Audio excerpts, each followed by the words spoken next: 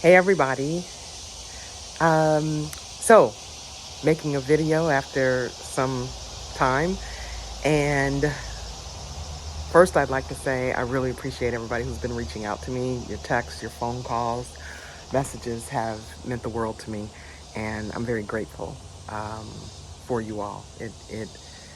I even when you're surrounded by people, cancer and chemo treatments can still be a very lonely journey, and so um, hearing from everybody has really meant a lot to me. So thank you so much. So what's been happening?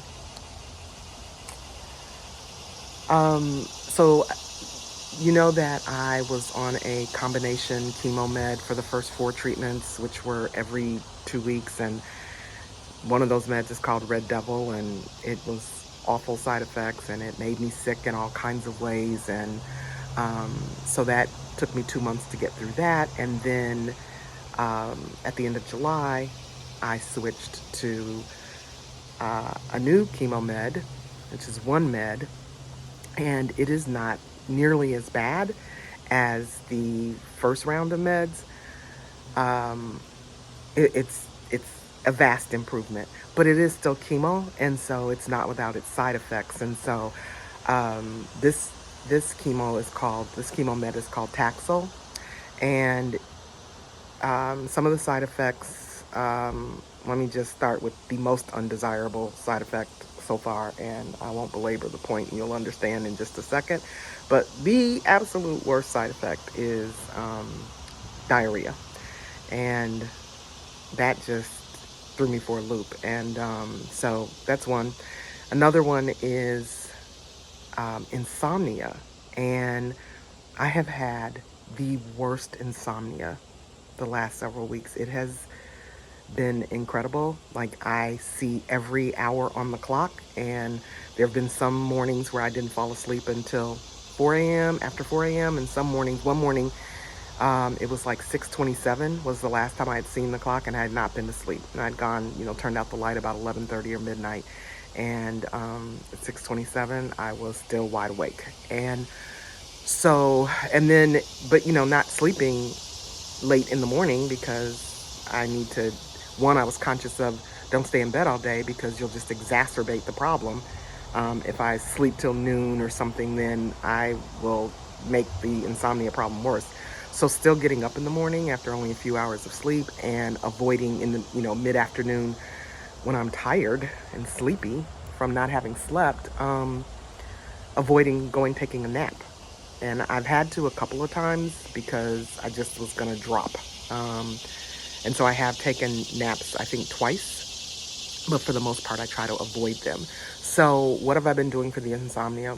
My oncologist said that she would give me prescription med to help me sleep. But I wanted to try something over the counter first before I'm on so many medications. I take so many, besides the chemo, I just got so many meds that I didn't want to add another prescription med. So I've been using Benadryl, and it's definitely helping. I take 2 Benadryl, a little bit before I think I'm ready to turn out the light and go to bed. And I do find that it helps me to sleep through the night, or if I wake up, I'm not wide awake and I'm able to fall back asleep. It does leave me a little sluggish the first few hours I'm up, the next day, but that's a small price to pay to be able to get some sleep. So I'm glad that I found the Benadryl and that it is working. So all of that insomnia causes incredible fatigue. And even though I'm sleeping better now since I've been taking the Benadryl, I am still lethargic. So that's one of the side effects. Lethargic and just dragging, and I literally, like, taking a shower, I could after every shower, every morning, I could get up, take my shower, and I could literally go back to bed and go to sleep. Or in the middle of the day, I could lay down and go to sleep. I'm just so tired. But I'm still working. And so I need to be up and I need to be alert and need to be getting some work done. And so I am doing that. I'm fortunate. Feel very blessed. I'm glad to have the flexibility I need to work when I can, and to not if I can't, and miss meetings if I can't do it. But for the most part, I am still working, and um, part time, and doing what I need to do.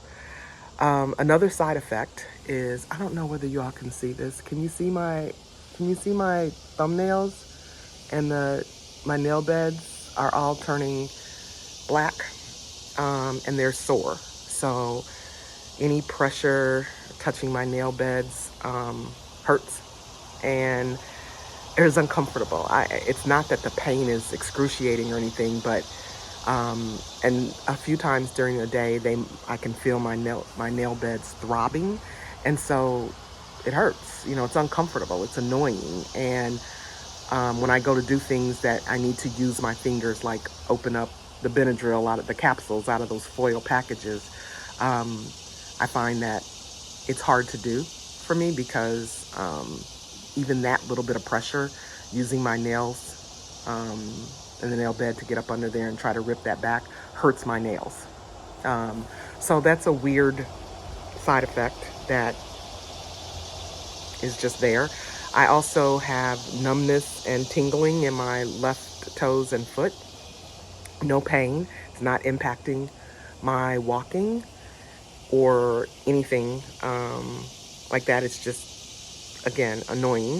I feel it, the numbness, the tingling, and it's not um, it's not bad in that it doesn't hurt and it's not impacting walking, or me getting around at all. So, but the oncologist has been clear to that I really need to watch that because um, that nerve damage or whatever is causing that can be permanent, and so um, I'm paying attention to it and making sure that it's not progressing, it's not getting worse.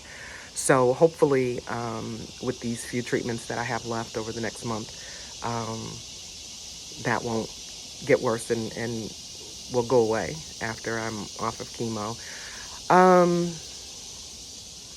what else can I tell you?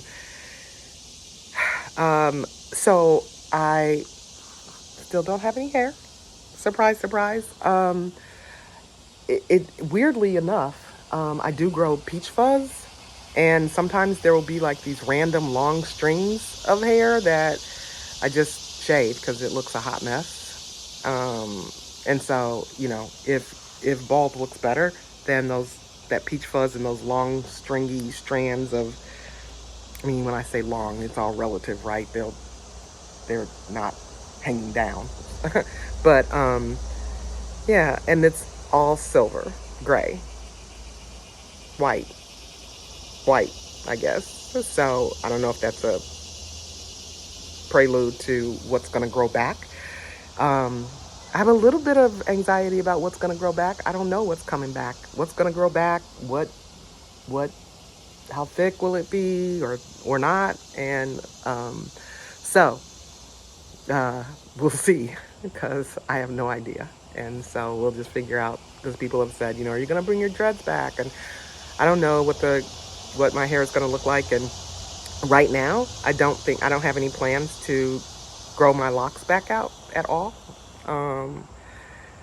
I I I think that the moment, just once they were cut off and whatnot, I think the moment with my locks passed. But we'll see. I'm not committing to anything. I'll try. It would be a while as it grows back before it'd be long enough for me to even begin to try to lock it. But we'll see what happens in the meantime. I have no idea, and it might take 3, 4, 5 months, 3 or 4 months before it really starts coming in and growing. And so I'll just have to see what it looks like.